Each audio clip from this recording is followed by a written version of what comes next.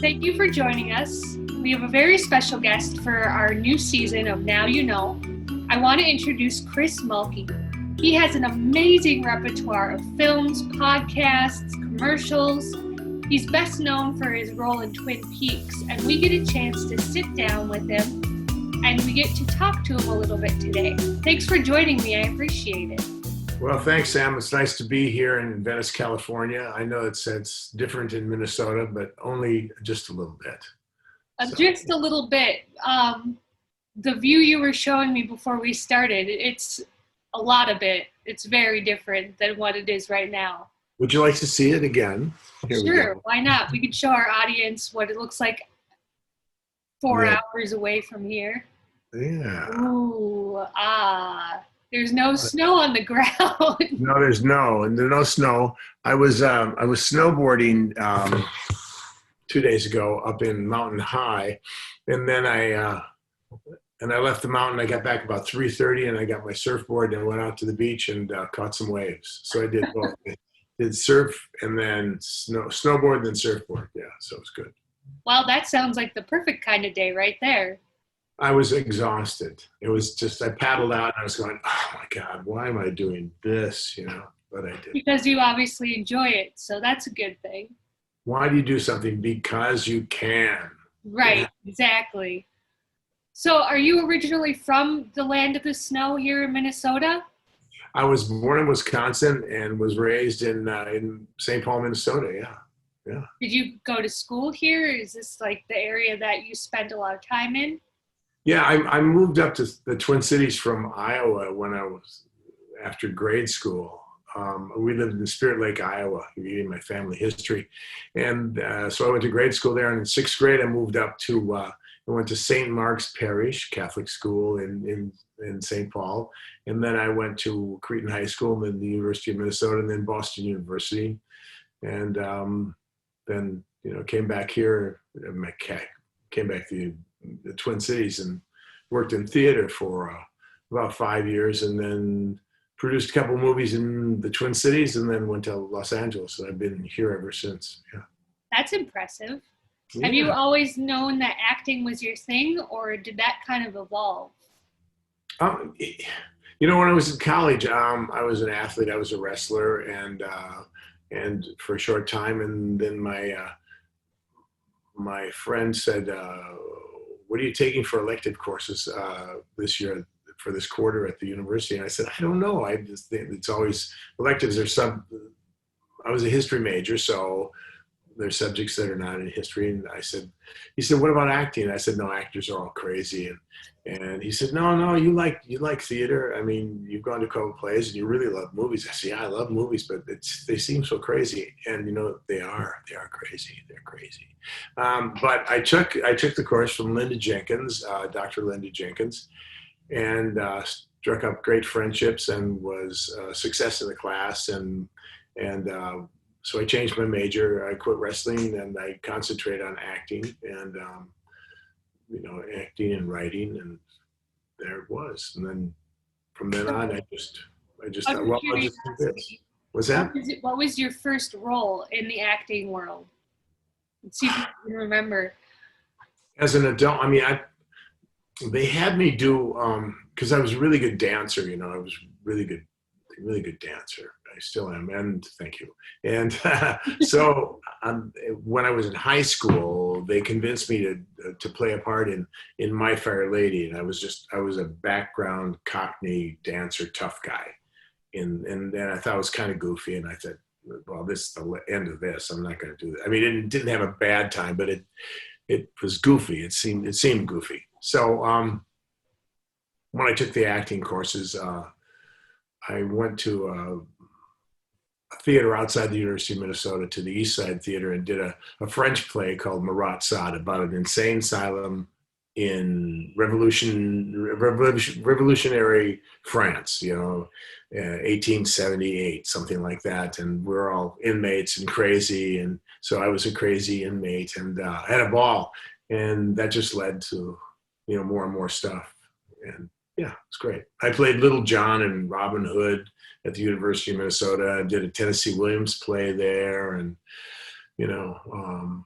and then we had an experimental theater group, and we wrote a play that became popular. It was kind of a rock and roll musical, and it caught on, and we took it to New York, to Cafe La Mama, and we did it for Andy Warhol and all those guys out there, and that was quite a scene. And so, Imagine. beg your pardon? I can only imagine. Oh yeah, it was great, and they dug me, and I dug them, and and I went, wow, this is going to be great. I'll just do this New York thing, and then that'll be great, and things will be so easy, and I'll just go on and just be an actor. And then I get back to the Twin Cities. No work. Oh no! So I had to hustle. Had to hustle a little bit, and I ran into the Minneapolis Children's Theater people, and they liked me, so I did 4 years there, produced 2 movies, and did, I think, 40 roles there at the Children's Theater, Wow. and I left. I mean, I left a long time ago, in 1975. Yeah, so a long time ago. I was just a kid, just 20 something. Can you And tell us about some of the movies that you produced? Yeah, I produced 2 movies that were really critical successes early in my career. Loose Ends, which was a black and white movie about 2 meatball mechanics at a Chevy dealership, and it won the USA Film Festival and the Edinburgh Film Festival and Berlin Film Festival, and it really put me on the map. And when I came out here, I had a really great movie about this guy. And then 10 years later, we wrote another movie called Patty Rocks, written by John Jenkins, the other actor, and myself, and the director, and my late wife, Karen Landry, who was a well-known Guthrie actress. And we won Sundance, and I played all over the world, and it made a bunch of money. So, yeah, I did that. Wow, that's amazing. So those are 2, yeah. And so, right now I'm writing a movie about church bombings in Meridian, Mississippi in 1968, and the breaking of the back of the Ku Klux Klan. So, Well, that sounds hard and exhilarating all at the same time. it is hard. It's like there's so much balance that has to go into writing of that. It's about a detective that who was part of the Meridian police force, Luke Scarborough, and it kind of follows him, this white detective in this prejudiced town, trying to balance between the black community and the powers that be in Meridian, Mississippi in the 1960s. So yeah, it's a forceful piece. Yeah, it's really cool. So how did you go from theater to television then? Because you're best known for Twin Peaks, at least in the television world. Mind you, you have a ton of other roles in a lot of different things, but... How did I go from movies to television? Well, I just came out to Los Angeles, and I got an agent right away, and then I met some casting directors, and it just seemed like people just said, "Hey, do you want to play the bad guy in Rockford Files or Beretta or one of those?" Because I was, I looked like I was like 17, so I was kind of the tough bad guy kid. And so I did a bunch of TV, and then I did a movie with the Travoltas, John and Joey Travolta, called Sunnyside, and that was my first Hollywood movie. And then I did a Gene Hackman movie, and that was really cool. He was great. And then we did Rambo: First Blood, and that really kicked me off. I've done like 100 and some movies. This, Sam, the stats. I know you did the research. I know you IMDb'd me. So, yeah. So I've done a whole bunch of independent film work, and then a bunch of studio films, and it all kept coming, and it wasn't carefully architected, I guess, but I don't know if any actor's career is. I'm just lucky to have been doing it as long as I have been, and I've worked all this year. I did a TV show in Serbia that we did 10 episodes in Belgrade, Serbia, and that opens. If you're in Serbia, Sam, or you want to go there, you can watch it. It's playing all over the Balkans and Austria and Germany. It's called Mud on Your Tires, which means collected experiences from your life. You know, as you go through life, you kind of get mud on your tires, if you know what I mean. Mm-hmm. Some of the mud's good, some of it's not. Some of the mud will come off, some won't. So I play this Louisiana guitar player, and he's the love interest to this Serbian woman who he meets on Tinder. The swipe left, swipe right. That's nice. Yeah. And so then after that, I came back and went to the Twin Cities and goofed around a little bit, went up to the lake, and then left for Cape Town, South Africa in November, and spent November, December in Cape Town doing a new series on Amazon that you will be able to see in the United States, and it's called The Power, and it's from the book. Oh, here it is, called The Power. And nice. Reed Moreno, who was the show director for Handmaid's Tale, directed this, and it's about 4 girls and female empowerment, and it's a real great. The woman who wrote it is, what's her name? Naomi Adelman, and she's great. And so we did this in Cape Town, and I'll be back on it. I'll be back in Cape Town in, I think like June. You want to go? Come on. I'd totally go. That would be amazing. Mm-hmm. That's Handmaid's Tale is one of my favorites, so I'm sure anybody like me who binged watch that in like all of 2 days would probably hands down be like, I'm going to watch this. So that must be very exciting for you. You will love The Power, and if you don't like it, I'll buy the pizza. Okay, whatever you want. 2 toppings on, well, 3 toppings. Okay, cool. Yeah, it's really cool. So that's so you asked me, how did I go from movies to television? Well, yeah, I guess I just did, you know. That's a pretty, I've heard that type of story before where it just kind of happens and you're like, oh, well, this is great. So. Yeah, go do that.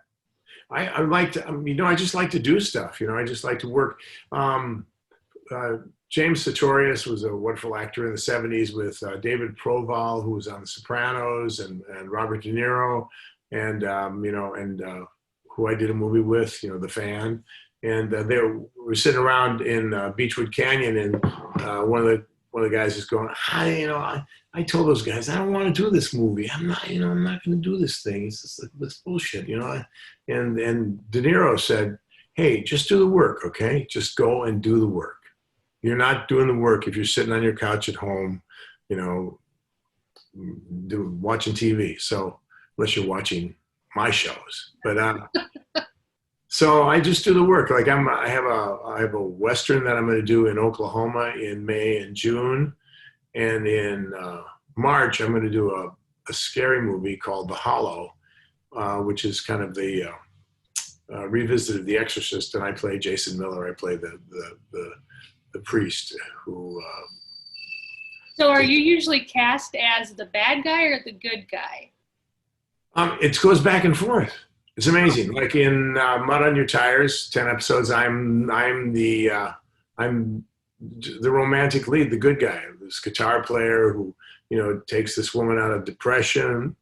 You know, her husband dies. She hooks up with this older guy. That'd be me, but not really too old, but older guy. You know, who's great. You know, and we have a great time, and it's really an uplifting thing.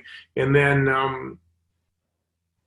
then in The Power, I signed a non-disclosure thing, so I can't really talk about it. Right. But I would say that I'm not so much a good guy. Well, that's all you have to say. That makes perfect sense. Yeah, and then these two roles that are coming up, the Hollow, which is the Exorcist thing. I'm the priest that facilitates it, that makes it. That heals the situation, and then in the Western, I'm the sheriff who really helps this guy who was his deputy, who was in a hard patch. So so I have 2 good guy roles coming up. It's good to go back and forth, you know what I mean? You're not typecasted, so that's good. Yeah, not so much. I mean, yeah. So it's great. But when you do Shakespeare or something like that, you say, "I'm doing a Shakespeare play." The first thing out of someone's mouth is, "Are you playing a good guy or a bad guy?" You know what I mean? So I don't know where that came into fashion earlier, but a couple years ago, people would go, "Good guy, bad guy, what?" The better way to ask it for actors is just what kind of role is it, and then let them, because for me, whatever role that I'm doing, I think he's right. I'll remember that. The next time I do an interview, I'll ask what kind of character it is, not were you a good guy or a bad guy. So I've been watching a lot of really good stuff on Netflix because of the pandemic. And then the internet and stuff like that. There's been so many great, great, great shows that that I want to be on now, and then I have some good ones coming up. So yeah, it's really exciting. It's kind of Which nice. show is the one that sticks out to you the most? The one that if you went to your agent and was like, "This is the show I want to be on right now." Oh well, there's a show called Miss Maisel, Marvelous Miss Maisel, and That's I don't know funny. if I don't know if there's room for me on it, but I just think everybody is so great. It's and Well, shout out to a previous interview, Martin Farr. He was the set director for Miss Maisel. oh God, So give him a I'll see what I can do for you. yeah, give him a big kiss on the lips from me, from you, from me. Yeah, I just think it's the most beautiful show. It's amazing. But there's the other ones that I'm watching actively. I like space a lot, Mhm. and I've done so many genres, but I've never actually done a space movie or television show. Like I've never been on any of the You ever been on Star Trek or anything like that? no, never been on Star Trek. Um, Mark Harmon and I did an early interactive computer game called what was it called? I don't know. I can't remember the name of it, but we did a couple of those, worked those together. But I never have done anything. Wing Commander was the name of the game, yeah, and it was before CGI came in, and so all the stuff, all the blowing up of the ships and all that stuff was practical. So we actually did that stuff. So it wasn't CGI, and that was amazing. And they did it with models, and then lit stages on fire and running through halls, and so it wasn't painted on there at all. We're just actually doing it. Shit's falling. And it's like wow, it's pretty wild. We did it at Raleigh Studios over by Paramount in Hollywood. The huge sound stage, 100,000 square foot sound stage with 60-foot ceilings, and it's great.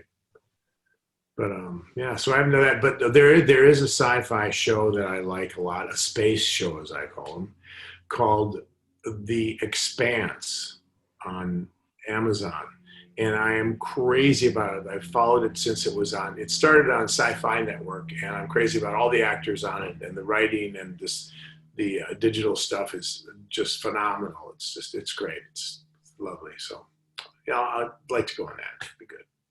Well, maybe the next movie or TV show you'll be on is going to be a space one. So that would be exciting. I mean, I have 2 movies coming up, so that's like. That's impressive. But right now, the town's pretty shut down, just like everybody else because of COVID. And I'm going down. I'm really happy to do this with you, and I'm glad we got on it because I'm going downtown to Dodger Stadium to get my shot, my COVID vaccine shot today at 3:00. So it's great. So how is the pandemic affected your work since it's been going on?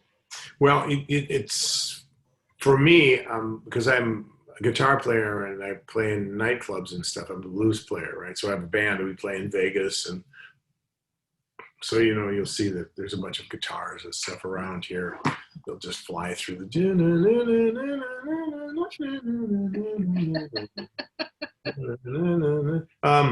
So no one's playing out. I've done some studio gigs. I do vocals. I do on people's blues and jazz albums, so I do that. And then I've worked a lot I've been out of the country. I started out in January, I was in England. January and February, I was in London. And then I came back just as the pandemic was starting people were talking about it. Right. And then I did a gig at this kind of the new House of Blues in Los Angeles, and met this guy and got COVID from him, and then that was in the 1st of March, and he went into the hospital. Nick Cabrero was a Broadway actor, and Nick was doing his show at the same place I was doing my show, and became friends. I got it from him. And it was we were just, there was a little heavy petting and some kissing, but nothing really serious. It was, but anyhow, we got it from.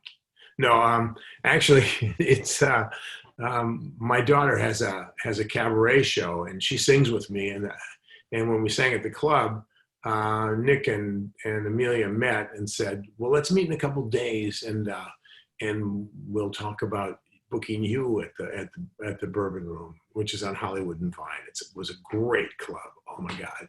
And so they met, and that night he was sweating, and he was in perfect condition, 45 years old, just a mensch, And he said, I'm sorry, I I don't know what I have. And Amelia said, that's okay. And they're sitting having drinks and stuff like that. 2 days later, she's not feeling good, gets tested, she has COVID. But in the meantime, I go over to her house, hug her and kiss her and all that stuff, see the grandkids. And 2 days later, I get COVID. Oh. And then he goes into the hospital, and about 3 months later, passes away from COVID. Wow. So we had COVID. We felt, I didn't go to the doctor or anything like that. Theraflu, and then I became addicted to NyQuil. That's really good stuff. NyQuil's really good. But it really helped me, and for a couple of weeks. And then I was fine.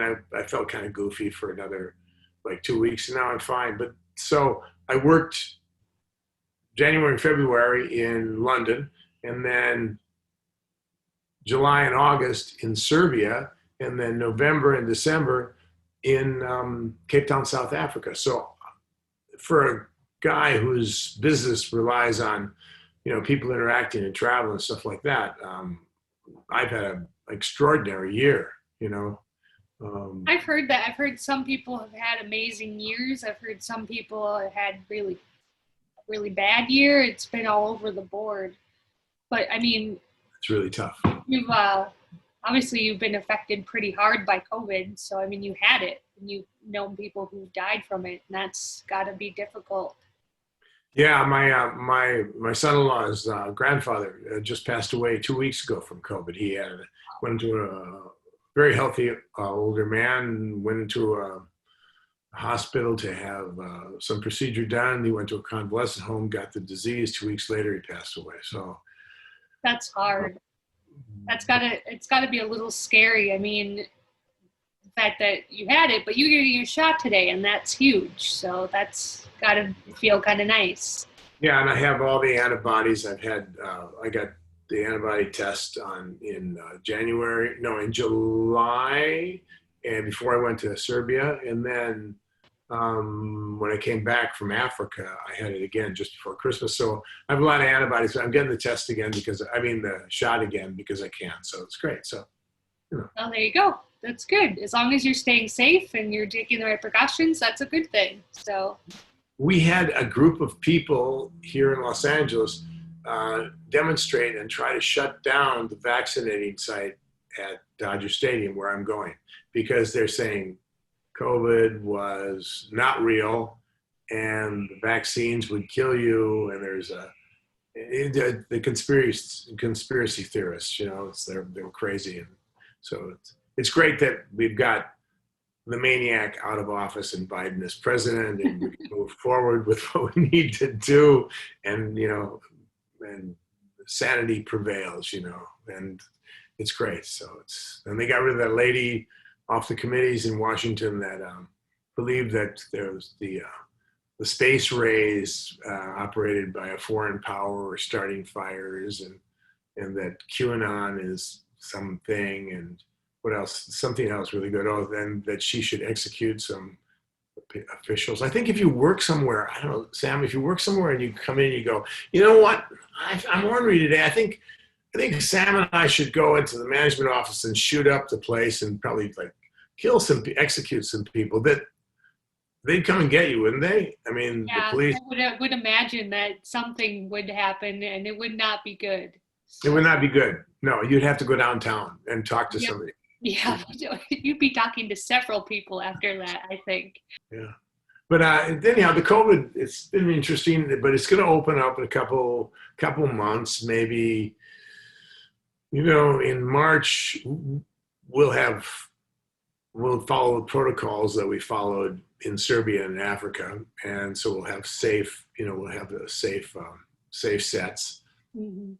and then in the same in May in Oklahoma, so in Tulsa, Oklahoma. So I think it'll be good, and then things will be rocking by the summertime, and everybody be like having drinks and hugging people, and it'll be nice. That'll be good. I think that would be nice. People get back to work, it's good. Agreed. But I feel bad for all the people who have suffered economically, from this, and are depressed because they stay inside. And, kind of have to change. If the pandemic comes like that, you have to, do what they say, but go and find an activity that feeds you and keeps you inspired, and that's true of life though too. You have to find people and activities that feed your heart and your soul, and keep you alive and keep the joy of life going. So that's very good advice. That's definitely something that hopefully our viewers take to heart, because I think that that's very true. How did you weather all of that shutdown in the Twin Cities? I did a lot of interviews. we did a lot of Now You Know interviews. I have a couple pets. I ended up with a Schwinn bike, like a spinning bike, so still getting exercise. I found things to do. I've ended up finishing my thesis and doing my master's degree, so yeah. Oh, that's what I should do. I should go back to school, but why? So what's your thesis in? My thesis is on the mental health of school teachers. Oh, wow, that's a really good one. Yep, it was a lit review.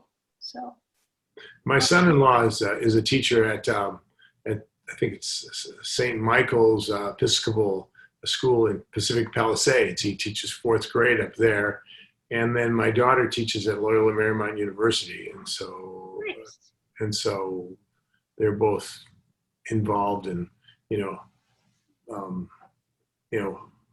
struggling to connect with the students and keep them interested and finding the new format. So I'm excited about going down to Dodger Stadium today, and I'm going to do a Zoom tribute. A wonderful comedian, Orson Bean, who everybody can kind of look up. He was a contemporary of Johnny Carson, and he used to come to my shows. He was he's a comedian from the '60s, and lived until he was 91. He was just vital and riding his electric bike around Venice, and he used to come to my show and tell jokes. I would go, Orson, what's going on? And he'd stand up and he'd like 5-10 minutes of vaudeville jokes. And he passed away. So we're doing the 1-year anniversary on Saturday. So I'm going to perform. I'm going to play guitar and sing a song and tell a couple anecdotes about Orson and I, sharing the stage together. We were the house band at the House of Blues in Hollywood for a year and a half, and so Orson would come, almost every week and get up there and do his thing. And I said, Orson, we could just go to Vegas and have a thing. Let's see. And then I did go to Vegas, but he didn't come. So Saturday we're doing the tribute. So that'll be nice. That'll be the first kind of first or second music gig on Zoom that I've done. So. Are you going to be sharing that then on your social media pages so people can find it easy? Yeah, I'll try to do that. They're gonna send me the link and all that stuff today. So I'm gonna. Great. But I'm excited. I'm trying to figure out which song to sing. So, I'm sure you have lots of options. Well, I'm trying to figure out like how what comes through the best on Zoom, and Zoom has pretty good audio. So it's so I'm thinking that maybe I don't know, maybe a ballad, something not sad though. I don't want sad because he was a comedian, he was a funny guy, and I don't want to have oh poor us for losing Orson. I'd rather have a celebration. I have a song called Everyday Man, who and he liked that song a lot, so I may sing that one. Well, it sounds like you have a pretty good idea of what you want to do. So yeah, hang on a second, will you? I'm just going to get my guitar and I'll play some of it for you. And okay, then we'll do it. That sounds good. We do that? I mean, and then you can like cut it out if it's too long or anything like that, it's right? Absolutely fine. You're great. I was down in Texas and I was talking to a friend of mine. It's a pick. And he was we're talking about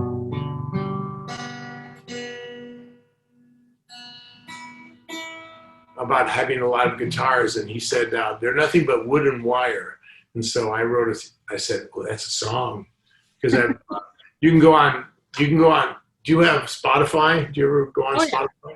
Yep. So Spotify is so you can go on Chris Mulkey and go on Spotify, and you can listen to Chris Mulkey and Deluxe, and you can listen to all these songs that I've recorded. I put them in a lot of TV and movies. So this is called Everyday Man, and Orson Bean loved this song, and he used to sing along with it, so it's great. And it's about everyday man. Everybody. This goes out to everybody who works, or who either has a job and loves it, or had a job and hated it, or has a job where they're getting screwed all the time and they want to get out or whatever. So it's Everyday Man.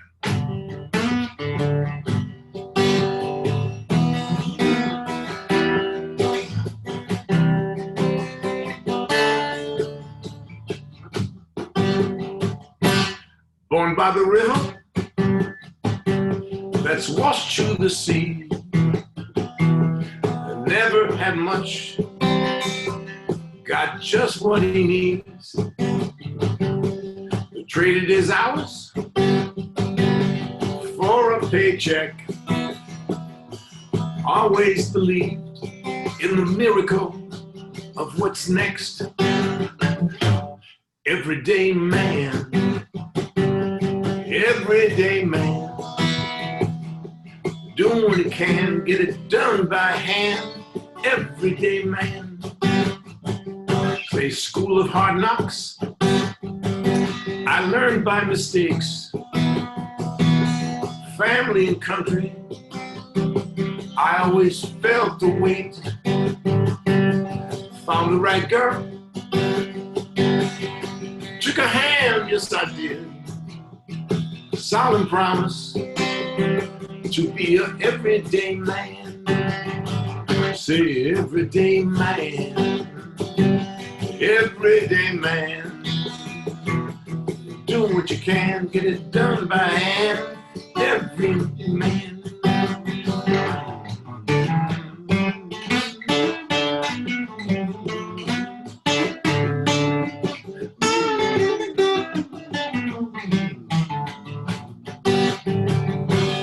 Everyday man, everyday man, doing what you can, get it done by hand. Everyday man, you know the money will come and the children will go. Hopefully, I'm just trying to keep this car on the road, holding my baby close all through the night, singing the song till dawn's early light.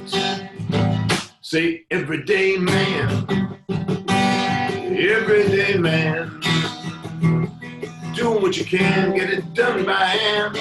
Everyday man. You know, this song goes out to all my friends in Detroit working in the factories, everybody riding the trains up and down the East Coast, and all my farmer friends out in the Midwest. Hey, everyday man and woman, everyday man and woman, doing what they can, get it done by hand. Everyday man. Can we dedicate that to all the nurses? Cha-cha-cha. What's that? Can we dedicate that to all the nurses and all the medical professionals out there? Yeah, I'll add that. I mean, this goes out to all the doctors and all the nurses trying to save all the lives across the country. Perfect. And it goes out to Samantha in the Twin Cities. Cha-cha-cha. Cha-cha-cha. There you go. Perfect. I think that's a good choice for your Zoom tribute. Yeah, he'd always sing it, Sammy would always sing it wrong too, because it goes, everyday man, dun, dun, dun, dun, everyday man, dun, dun, doing what he can. He would go, everyday man, he'd rush it, but then finally he got it right. So he was a great singer. Orson was a wonderful singer, a vaudeville singer. So there you go. You got a little vaudeville today. If I had any jokes, I'd tell the jokes too. You'd have music, commentary, and a joke. I don't have any jokes though. Well, that's all right. It's all good. Thank you for joining me. I really appreciate it. Thank you for the song and the stories and telling us a little bit about who you are. I really appreciate it. So thank you. Thanks, Sam. It was great to be here, and big love to everybody back in the Midwest. Thank you for joining us. Thank you too for being an amazing viewer and joining us on all of our interviews that we've done so far. This is Sam Hedden with producer Andy Watson, and now you know Chris Mulkey. Or you can do it your way first, and then you can do it my way. And then we'll just see which is better.